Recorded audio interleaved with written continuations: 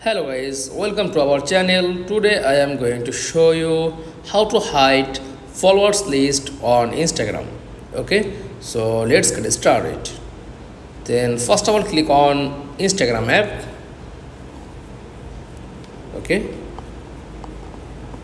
then scroll down, click on profile, tap on three line option. Scroll down, account privacy, then public, tap on this public. Okay, and private account, just click this option and private your account and hide followers list on Instagram. That's all. Thanks for watching. Please like, comments and subscribe.